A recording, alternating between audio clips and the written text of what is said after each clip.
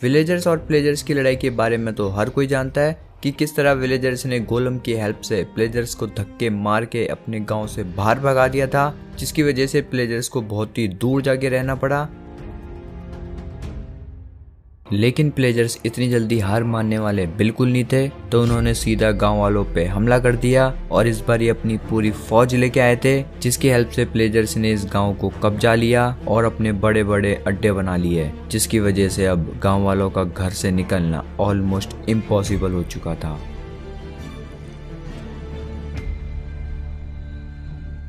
तो आज मुझे सरवाइव करने 100 डेज इसी प्लेजर वर्ल्ड में, और इन 100 डेज में मुझे अपने आप को इतना पावरफुल बनाना है ताकि मैं इन प्लेजर से लड़ सकूं और इनको धक्के मार के इस गांव से बाहर भगा सकूं, जिसके लिए मुझे इनके मेन बॉस को हराना पड़ेगा, जो कि बहुत ज़्यादा पावरफुल है और हमेशा की तरह ये भी हार्डकोर है। तो क्या आज मैं 100 डेज सरवाइव करके इस विलेज को इन दरिंदों से आज़ाद करा पाऊंगा? जानने के लिए वीडियो को लास्ट तक जरूर देखना। तो स्टार्ट करते हैं। तो डे 1 को स्पॉन होते मेरा पहला टारगेट यही था कि अपने लिए जल्दी से जल्दी आयरन के टूल्स बनाए जाएं, कि तभी मुझे यहाँ पे अपना पहला टारगेट मिल चुका था। लेकिन अभी मैं हमले के लिए बिल्कुल भी रेडी नहीं था। तो सबसे पहले मैंने कुछ लकड़ियां कलेक्ट करके अपने लिए एक पिकेक्स बनाई और जल्दी से थोड़ा बहुत हेबल कलेक्ट किया ताकि मैं उसे अपने लिए कुछ ब्रेड बना सकूं। और उसके बाद जल्दी से मैंने स्टोन माइन करके अपने लिए स्टोन के टूल्स बना लिए और चेस्टों से मुझे थोड़ा बहुत खाना और मिल चुका था। और यहाँ से मुझे एक लेदर का आर्मर भी मिल चुका था, जो कि फिलहाल तो किसी काम का नहीं था,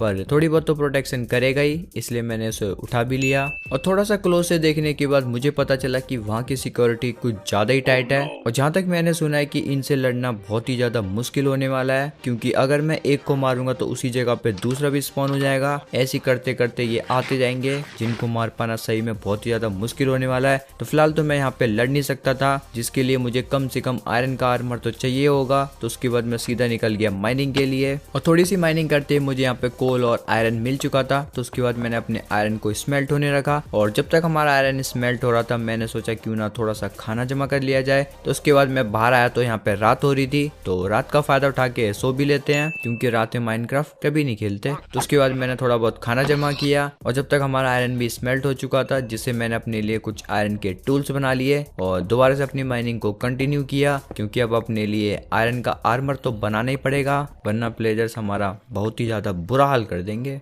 प्लेजर छोड़ो, पहले यही मेरा बुरा हाल करने आ गए, पर ये मेरा बुरा हाल कर नहीं पाए, पर मैंने जरूर कर दिया। और हमारे अंकल जी सही में बहुत ज्यादा खतरे में हैं। और उसके बाद मुझे यहाँ पे गोल्ड भी मिल चुका था, तो यहाँ से मैंने काफी सारा गोल्ड माइन किया, काफी सारा आयरन माइन किया और काफी सारा कोल भी माइन किया। और केव्स में थोड़ी बहुत माइनिंग करने के बाद फाइनली मेरे पास काफी सारा आयरन आ चुका था, जिससे मैंने अपने लिए आयरन का आर्मर बनाया और अपने आप को फटाफट से आयरन में कवर भी कर लिया। और जब मैं बाहर आया तो यहाँ पे रात हो रही थी, तो मैंने सोचा क्यों ना रात का फायदा उठाया जाए। बो बनाने के लिए हमें स्ट्रिंग तो चाहिए। तो उसके बाद मैंने काफी सारी स्पाइडर्स को मार के थोड़ी बहुत स्ट्रिंग जमा की, और सुबह उठकर मैंने अपना सारा सामान अपनी चेस्ट में भरा, अपने लिए एक बो बनाई, और अब मैं फुल्ली रेडी हो चुका था पहले अड्डे पे हमला करने के लिए। लेकिन अभी भी हमारे पास एक चीज की कमी थी, वो थे एरोज, जो कि मैं अपने फ्लेचर अंकल से बहुत ही इजीली ले लूंगा। ऐसा सोच के मैंने फ्लिंट कलेक्ट करने की सोची, पर हमें तो कभी फ्लिंट मिलती नहीं है, पर ये जरूर मिल जाते हैं। तो उसके बाद मैंने फ्लिंट जमा करके अपने लिए एक फ्लैचिंग टेबल बनाई, और अभी बस मैं जॉब देने के लिए अपने अंकल जी को ढूंढ ही रहा था कि इस वाली चेस्ट से मुझे यहाँ पे कुछ एमरल्ड्स मिल गए, जो कि हमारे लिए बहुत अच्छी बात थी। और देखने से तो ऐसे ही लग रहा था कि इस वाले विलेज में विलेजर्स की बहुत ही ज्यादा कमी है, शायद प्लेजर्स ने उन्हें मार दिया होगा, तभी तो मैं आया हूँ उनको बचाने के लिए। और फाइनली मैंने अपने फ्लेचर अंकल से थोड़े बहुत एरोज खरीदे और सीधा निकल गया उस अड्डे पे हमला करने के लिए। और देखने से तो मुझे इतना पता चल चुका था कि ऊपर काफी सारी बैरल्स रखी हुई हैं, इसका मतलब उनमें कुछ ना कुछ लूट तो मिल ही जाएगी। तो यहाँ पर मैं सोच रहा था कि यहाँ से मैं ऊपर वाले फ्लोर पे चलता हूँ, वहाँ से फाइट करना मेरे लिए काफी ज्यादा इजी रहेगा। पर ये आइडिया तो उन्होंने पहले ही लगा लिया था, मैं थोड़ा सा लेट हो गया। तो उसके बाद मैंने थोड़ा दूर से ऊपर जाने का ट्राई किया, और फाइनली इस बार मैं कामयाब भी रहा और ऊपर पहुंच भी गया। और बैरल्स में तो इन्होंने काफी तगड़ा तगड़ा सामान रख रखा था, तो यहाँ से मुझे काफी तगड़ी लूट मिल चुकी थी। और ऐसे इंचेंटमेंट स्टोन के टूल्स पे कौन लगाता है? ये तो बेअकल वाली बात होगी, कम से कम आयरन पे तो लगाते, स्टोन के टूल्स पे इंचेंटमेंट। और यहाँ से मुझे काफी सारे स्पाई ग्लासेस भी मिले थे। इसका मतलब प्लेजर्स हमारे विलेज पे यहीं से नजर रखे हुए हैं।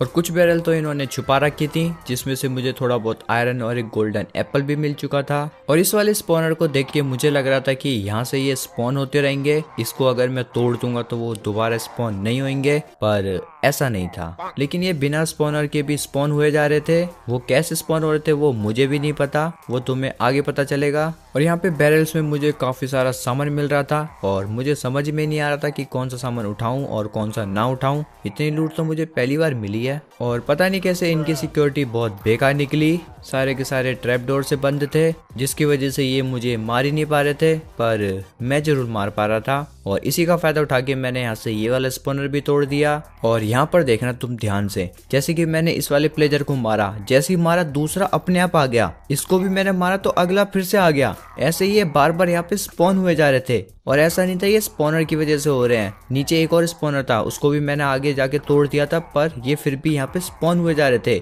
इनका यहाँ पे कुछ फिक्स नंबर था, वो कितना था पता नहीं, उतनी बार ये स्पॉन होंगे।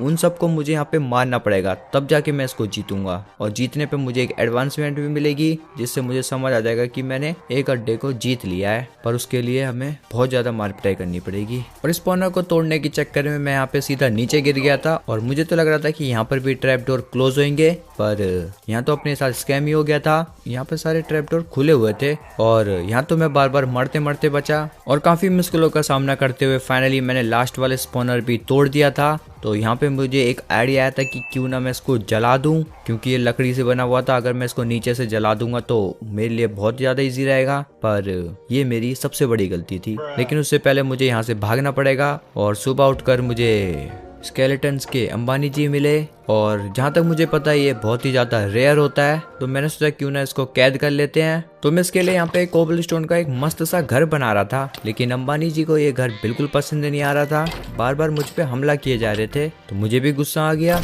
और गुस्सा आने का थोड़ा सा फायदा भी हो गया, डायमंड का हेलमेट मिल गया। और ये जगह टावर पे नजर रखने के लिए एकदम परफेक्ट लोकेशन थी। तो फिलहाल के लिए मैंने इसी को अपना घर बना लिया और अपने फार्मर अंकल से थोड़ा बहुत खाना खरीदा। और अब बारी थी उसको जलाने की, तो उसके बाद मैंने थोड़ी सी फ्लिंट जमा करके अपने लिए एक फ्लिंट एंड स्टील बनाई। और यहाँ पर मैं इसको जलाने तो जा रहा था, पर मुझे क्या पता था मेरे साथ बहुत ज्यादा बुरा होने वाला है। और ये वाले प्लेयर्स बहुत ही ज्यादा चालाक थे।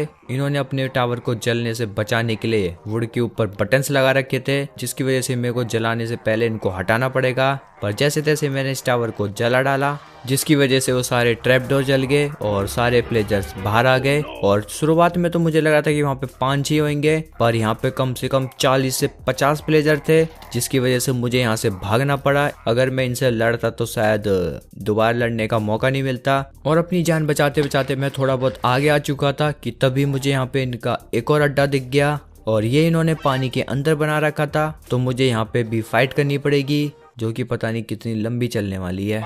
तो यहाँ पे मैं सीधा अपने घर के लिए निकल गया था कि रास्ते में मुझे याद आया कि यहाँ पे बैरल्स रखी हुई हैं, तो यहाँ से थोड़ा बहुत लूट लेते हैं। पर पानी के अंदर लूटना खतरे से खाली बिल्कुल नहीं था, तो बिना लूटे मुझे यहाँ से भागना पड़ा। पर पता नहीं क्यों मैं वापस आ गया। ये वाली लोकेशन थोड़ी सी इजी लग रही है, यहाँ पर हम फाइट कर सकते हैं। और ये अच्छी बात थी कि वो पानी के अंदर थे और ये ऊपर ही नहीं आ पा रहे थे, जिसका फायदा उठा के मैंने यहाँ पे काफी सारे प्लेयर्स को काफी देर तक मारा, लेकिन ये फिर भी खत्म नहीं हुए। और यहाँ पे फिलहाल के लिए मुझे सिर्फ इनका हेड दिख रहा था। अगर मैंने इसको मार दिया तो हमारे विलेज पे रेड हो जाएगी, जो कि मैं बिल्कुल नहीं चाहता था। तो इसको मैंने फिलहाल के लिए ऐसे ही छोड़ दिया और बैरल से थोड़ा बहुत सामान लूटा कि तभी ये पता नहीं दोबारा से कहां से आ गए, ये खत्म होने का नाम ही नहीं ले रहे। तो मजबूरन मुझे वहां से वापस भागना पड़ा। और अब मैं इतना तो समझ गया था कि ऐसे फाइट नहीं होने वाली, मुझे कम से कम डायमंड का आर्मर तो बनाना ही पड़ेगा। और हमारे लिए ये अच्छी बात थी कि बगल में स्वयं वाली बायोम थी, इसका मतलब डायमंड मुझे बहुत इजीली मिल जाएंगे। तो उसके बाद मैंने काफी सारा डायमंड माइन किया।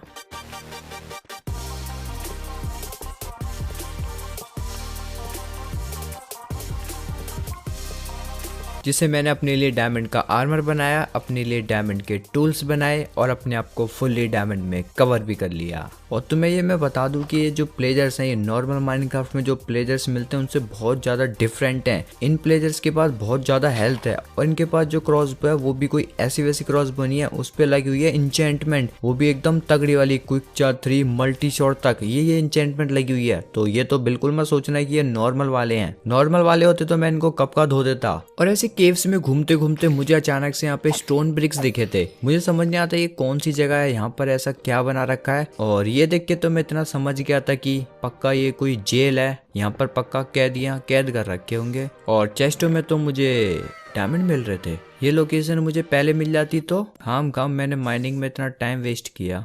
और उसके बाद मुझे ओ भाई ये क्या है, इसके हाथ इसकी बो कहाँ गई, इससे बो छीन ली क्या? अच्छा जेल में आया ना तो सारे हथियार पहले छीन लिए, ये बात है। और इस वाली चेस्ट से भी मुझे थोड़ी बहुत बुक मिल चुकी थी। और भाई मुझे ये बताओ लेदर के आर्मर पर ऐसे इंचेंटमेंट भाई कौन लगाता है यार, सारी इंचेंटमेंट बर्बाद कर दी। इससे अच्छा बुक ही दे देते, कम से कम मैं लगा लेता अपने आर्मर पे। और कुछ कैदी तो जेल से बाहर आ चुके थे जिनको मैंने मस्त वाली जेल में भेज दिया। और ये वाली जगह कुछ ज्यादा बड़ी थी जहाँ से मुझे ढेर सारी चेस्टें मिली और चेस्टों में भी काफी मस्त मस्त सामान था, जैसे मुझे काफी सारे डायमंड मिले, काफी सारी मस्त मस्त बुक्स मिली और काफी सारे आयरन के टूल्स भी मिले जिनमें भी काफी मस्त मस्त एन्चेंटमेंट थी। इसका मतलब कुल मिला के मुझे यहाँ से काफी मस्त मस्त सामान मिल चुका था। काश ये जगह मुझे पहले मिल जाती, खाम इतना टाइम वेस्ट करा दिया। और अब मैं फाइनली यहाँ से बाहर जा ही रहा था कि मुझे यहाँ पे लावा पूल भी मिल गया। तो अब इतना दूर आए हैं तो ऑब्सीडियन लेके ही चलते हैं, नेदर में तो जाना ही पड़ेगा। तो उसके बाद मैं काफी सारे ऑब्सीडियन कलेक्ट करके सीधा घर चला आया और घर आके मैंने अपना सारा सामान अपनी चेस्ट में भरा, अपने सारे आयरन को स्मेल्ट किया और ये दिन भी ऐसे ही बीत गया। और अपने आर्मर को थोड़ा सा पावरफुल बनाने के लिए हमें उस पर इंचेंटमेंट तो लगानी पड़ेगी। तो उसके बाद मैंने एक इंचेंटिंग टेबल बनाई जिसका मैं कभी यूज ही नहीं कर पाया। और तभी मुझे याद आया कि जिसके घर में मैं रह रहा हूँ वो भी तो एक लाइब्रेरियन ही है, पर अभी ये कुछ ठीक ही नहीं दे रहा। इससे मुझे चाहिए थी प्रोटेक्शन 4 या 5 तक होती है, जो भी है प्रोटेक्शन की बुक चाहिए थी। बस मुझे ये जल्दी से प्रोटेक्शन की book they they. A few moments later. और फाइनली हमारे लाइब्रेरियन अंकल ने हमें प्रोटेक्शन 4 की बुक दी, पर कुछ ज़्यादा ही महंगी दे रहे थे। तो एमरल्ड लेने के लिए सबसे आसान तरीका है स्टिक्स बेचो। तो उसके बाद मैंने काफ़ी सारी लकड़ियाँ जमा करी और अपने फ्लेचर अंकल से काफ़ी ज़्यादा ट्रेड की, जिससे मुझे ढेर सारे एमरल्ड मिल चुके थे। तो उसके बाद मैंने अपने लाइब्रेरी अंकल से 4 प्रोटेक्शन की बुक खरीदी और बचे सिर्फ 2 एमरल्ड्स। इस बार कैलकुलेशन गलत नहीं हुई, वरना हर बार गलत हो जाती है। तो उसके बाद मैंने एनविल बना के अपने आर्मर पर इंचेंटमेंट लगाई और अब हमारा आर्मर भी काफ़ी ज़्यादा स्ट्रॉन्ग हो चुका था। तो फाइनली अब वो टाइम आ गया था कि मुझे उस टावर को अपने कब्जे में करना था। पर इनको देख देख के मेरी हालत तो वैसी ख़राब हो जा रही थी। और तभी मुझे एक और आइडिया आ गया कि क्यों ना मैं थोड़ा बहुत लावा भी ले आऊं। और लावा ढूंढने के चक्कर में डायमंड भी मिल गए, चलो कुछ तो अच्छा हो ही रहा है। तो उसके बाद मैंने काफ़ी सारा लावा जमा किया और डायमंड को लिए बिना तो घर वापस जा ही नहीं सकते। और उसके बाद एक और आइडिया आ गया, आयरन कॉलम्स को भी ले चलते हैं, जिसके लिए मुझे लीड चाहिए थी। कि तभी मुझे याद आया कि बैरल से मुझे वहाँ पे कुछ स्लाइम बॉल्स भी मिली थी। तो उसके बाद मैंने स्लाइम बॉल्स और स्ट्रिंग से 2 लीड बनाई और अपने दोनों आयरन कॉलम्स को लेके सीधा निकल गया उस टावर पे हमला बोलने के लिए। पर रात पहले होगी तो पहले सो जाते हैं, सुबह चलेंगे लड़ने। और उसके बाद फाइनली चालू हुआ हमारा मिशन टावर।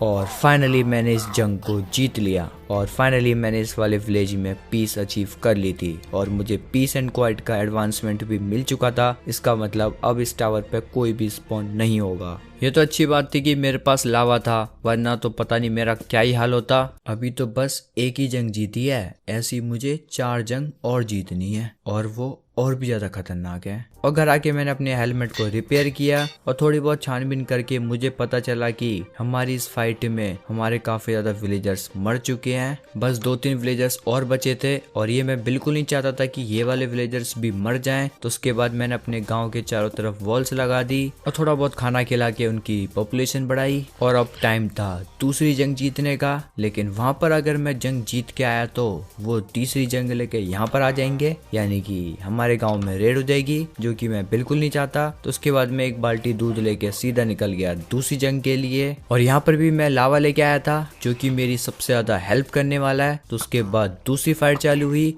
और ये वाली फाइट पहली वाली फाइट से बहुत ही ज्यादा इजी थी। और फाइनली मैंने यहाँ पे भी अपना कब्जा कर लिया था, यानी कि मैंने इस वाली जगह को भी इन प्लेजर्स के चंगुलों से आजाद करा दिया था। लेकिन यहाँ पर मुझे रेड वाला जो इफेक्ट होता है वो मिला नहीं, शायद इनका हेड लावा में तड़प के मर गया होगा। और इस वाली जगह पे मुझे काफी ज्यादा कमाल की लूट मिली, काफी सारे एरोस, काफी सारी डायमंड की एक्स, काफी सारी आयरन की एक्स। भाई इतना सारा सामान मिला, इन्होंने सारा सामान हमारे विलेज से चुराया था और यहाँ ला के रख दिया था। और अब मैं यहाँ से लेके जा रहा हूँ अपने गांव में रख दूंगा। हो गया ना हिसाब क्लियर। तो इस पूरी जगह को अच्छे से लूट के मैं सीधा अपने घर चला आया और काफी सारी मुझे डायमंड की एक्स मिली थी जिन पर अलग अलग इंचेंटमेंट लगी हुई थी, इसलिए मैंने उन सबको कंबाइन कर लिया। और आयरन के स्वॉर्ड पे भी काफी बढ़िया इंचेंटमेंट लगी हुई थी, पर ये हमारी डायमंड स्वॉर्ड पे नहीं आ सकती। लेकिन हमारे गांव के बच्चे बहुत ज्यादा शरारती हैं, दीवार बना रखे फिर भी बाहर निकल गए, पर चॉकलेट का लालच देके मैंने उनको अंदर बुला ही लिया। तो इतनी ज्यादा फाइट करने के बाद मेरा आर्मर ऑलमोस्ट मर चुका था और अपने आर्मर को रिपेयर करने के लिए सबसे बेस्ट तरीका है मेंडिंग की बुक लगाना। तो अपने अंकल को थोड़ी सी जॉब्स और देनी पड़ेंगी, पर चाहिए तो मुझे मेंडिंग थी, पर इफिशिएंसी 5 मिल रही हो तो इसको थोड़ी ना छोड़ेंगे। तो उसके बाद दोबारा से लग जाते हैं काम पर। काफी सारे एमराल्ड खरीदने पड़ेंगे यार। तो फाइनली काफी सारे एमराल्ड खरीद के मैंने अपने लिए 2 इफिशिएंसी 5 की बुक खरीदी, एक अपनी पिकेक्स पे लगा ली और एक अपनी एक्स पे लगा ली। और चाहिए तो मुझे मेंडिंग थी, पर शार्पनेस मिल रही हो तो लेनी तो पड़ेगी यार। बेचारी स्वॉर्ड अकेली है यार, सब पे कुछ ना कुछ लग गया, स्वॉर्ड पे कुछ भी नहीं लगा है, तो ये तो लेनी पड़ेगी। तो उसके बाद मैंने 2 शार्पनेस 2 की बुक खरीदी, जिनको कंबाइन करके मैंने शार्पनेस 3 बना ली। और अब मेरी स्वॉर्ड पे शार्पनेस 3 आ चुकी थी, लेकिन मुझे तो 4 चाहिए। तो उसके बाद मैंने थोड़ी बुक्स और खरीदी और फाइनली अपनी स्वॉर्ड पे शार्पनेस 4 लगा ली। 5 के लिए नहीं जाना, इतना पैसा नहीं है, बस अब मेंडिंग चाहिए, वही तो नहीं मिल रही है, पर लेके तो मैं रहूंगा ही। 2000 years later. काफी देर वेट करने के बाद भी किसी ने मुझे मेंडिंग दी नहीं, तो छोड़ो से, मेंडिंग बाद में ले लेंगे। अब बारी है अगले स्ट्रक्चर पे हमला बोलने की। तो उसके बाद मैं सीधा निकल गया फिर से हमला बोलने के लिए। और रास्ते में मुझे याद आया कि अपने पास तो खाना ही नहीं है, पर इनका हेबल तो अभी भी यहीं पे पड़ा हुआ था। तो मैंने यहाँ से थोड़ा सा हेबल चुरा के अपने लिए थोड़ा सा खाना और बना लिया, कमी थोड़ी है खाने की। और ये वाला टावर तो देखने से काफी ज्यादा खतरनाक लग रहा था, ब्लैक स्टोन से बना हुआ था। इसका मतलब हो ना हो अंदर नेदर वाले जानवर तो पक्का मिलेंगे। तो यहाँ पर मुझे काफी संभल के फाइट करनी पड़ेगी। और दूर से मुझे यहाँ पे एक स्पॉनर भी दिख रहा था। तो सबसे पहले मेरा यही टारगेट था कि जैसे तैसे मैं इनके सारे स्पॉनर तोड़ दूं तो इनसे फाइट करने में काफी ज्यादा इजी रहेगा। तो बस इफिशिएंसी 5 का फायदा उठाते हैं। तो यहाँ पे मैंने काफी ज्यादा चालाकी से नीचे वाले फ्लोर के तो सारे स्पॉनर तोड़ दिए थे, पर ऊपर वाले फ्लोर पे भी काफी ज्यादा स्पॉनर हो सकते हैं, उनको भी तोड़ना पड़ेगा। वहां पर कुछ अलग ही क्लच होने वाला, वो जरूर देखना।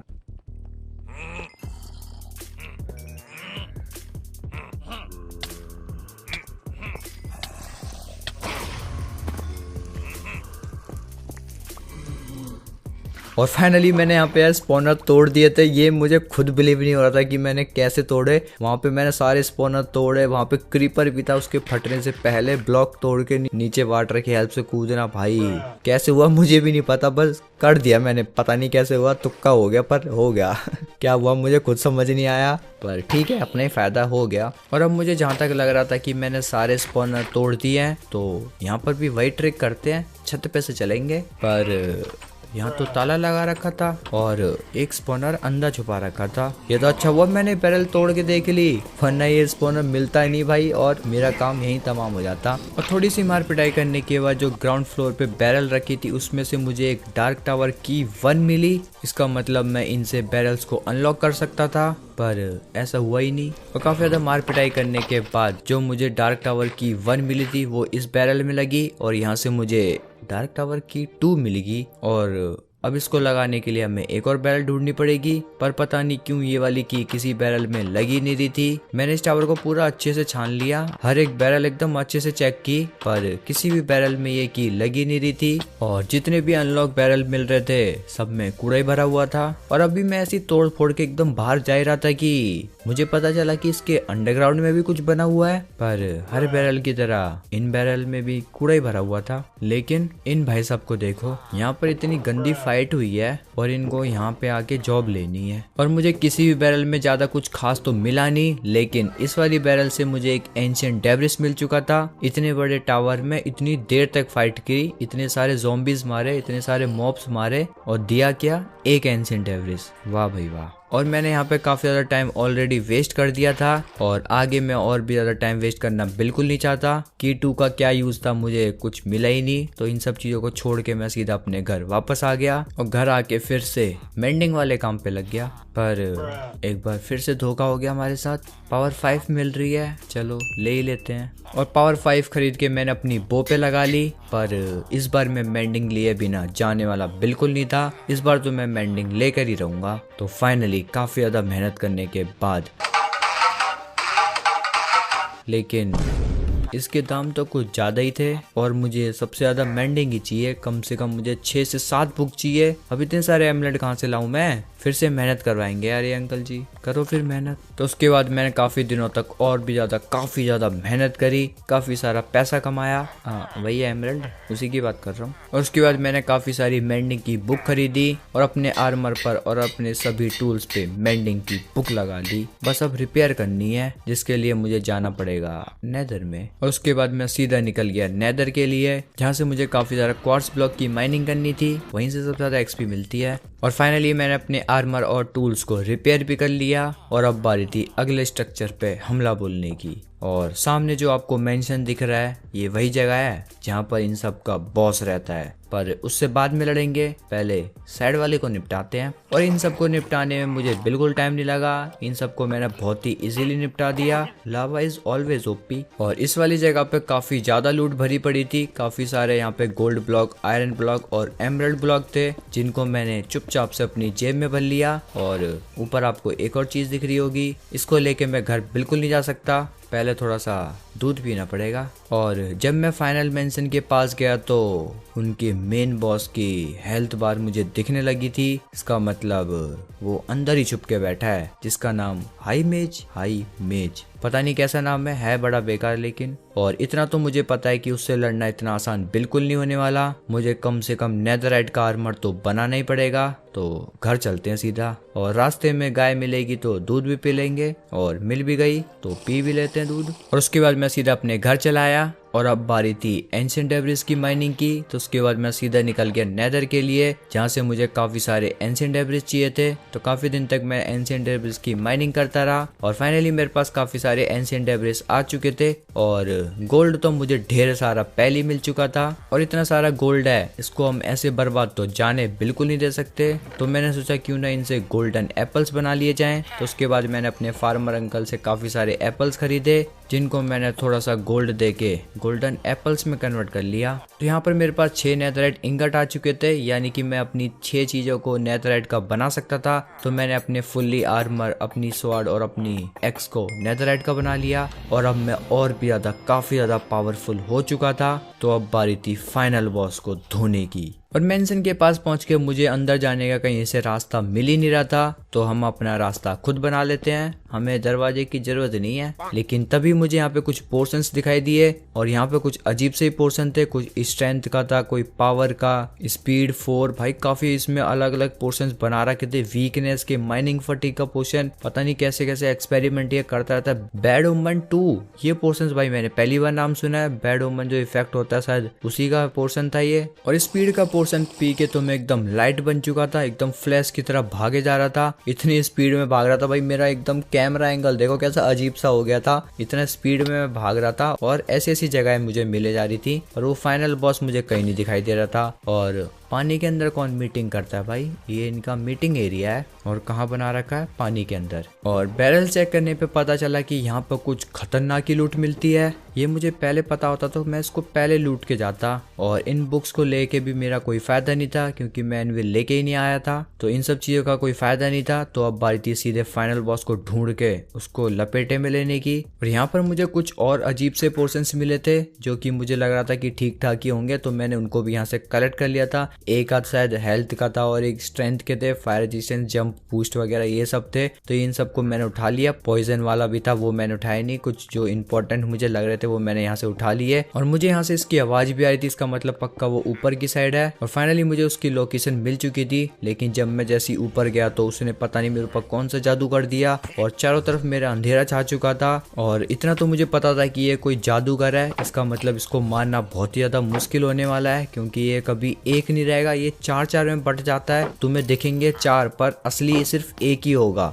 रावण मूवी बना रखी है क्या? और उसके बाद चालू हुई फाइनल बैटल।